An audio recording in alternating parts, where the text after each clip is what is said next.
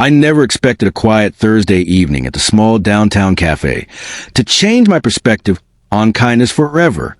The bell above the door jingled, and in walked a man dressed simply, almost plainly.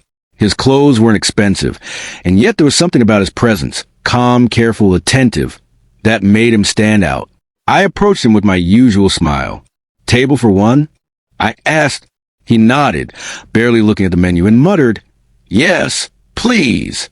There was a softness in his voice that made me pause for a second, though I shrugged it off.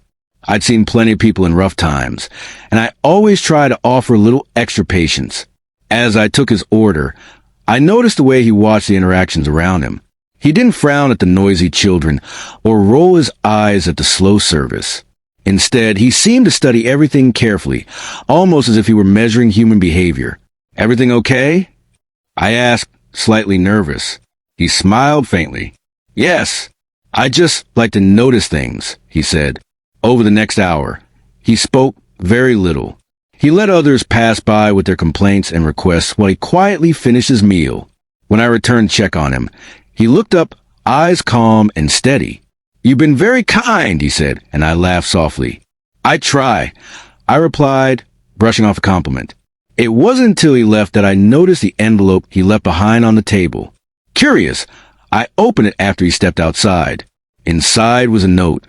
"Kindness like yours deserves to be rewarded. Please accept this as a token of gratitude." Alongside it was a check, large enough to make my hands tremble. My first thought was disbelief. The next day, news spread to the cafe like wildfire.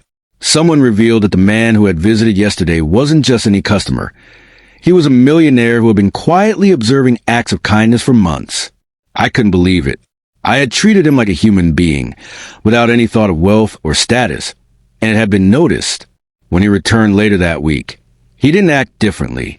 He didn't flaunt his wealth or expect special treatment. Instead, he smiled at me as if we were old friends. "I wanted to see how genuine people are," he said softly. "Kindness is rare, and you reminded me that it still exists." I felt my chest tighten. It wasn't the money. It was the acknowledgement, the reminder that simple human decency could still shine in a world that often rewards selfishness. Tears welled up in my eyes, uninvited, as I realized how small gestures could ripple outward in ways I'd never imagined. He asked if he could return for a coffee sometime, not as a customer, but simply to talk. I agreed, a sense of warmth settling in my chest. It was strange how one encounter could make a person feel both seen and understood in such a profound way. Weeks passed, and the cafe became a little brighter each time he came. I noticed a subtle change in myself. I greeted everyone with a bit more patience, smiled at strangers, and tried to offer small kindnesses wherever I could. His quiet test had changed not just my perspective, but my behavior. Then came the twist. One afternoon, I saw him helping a young mother struggling with groceries outside the cafe. He didn't hesitate, didn't glance at her clothes or notice her worn shoes. He simply helped. And at that moment, I realized this test wasn't just about me.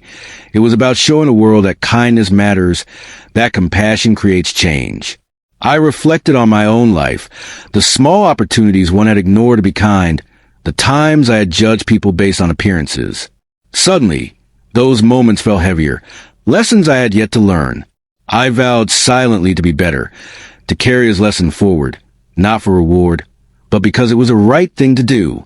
When he left town months later, he left another note, this one simpler: "Keep the kindness alive. It's more powerful than any fortune." I pinned it on the cafe's bulletin board, a daily reminder of how one small act of humanity can resonate far beyond what we see. I never forgot that quiet man who pretended to be poor. He showed me that true wealth isn't money or status. It's in the capacity to care, to treat every person with respect and dignity, regardless of what they have. Sometimes I catch myself thinking about that day, the way he smiled, and the envelope that changed my perspective forever. It's a lesson I carry in every conversation, every gesture, and every choice I make. The moral was simple yet profound. Kindness is never wasted, and the truest measure of a person isn't in their bank account, but in how they treat others when no one is watching. And I realize in a world that can often feel cold, even the smallest acts of genuine compassion can leave an echo that lasts far longer than we imagine.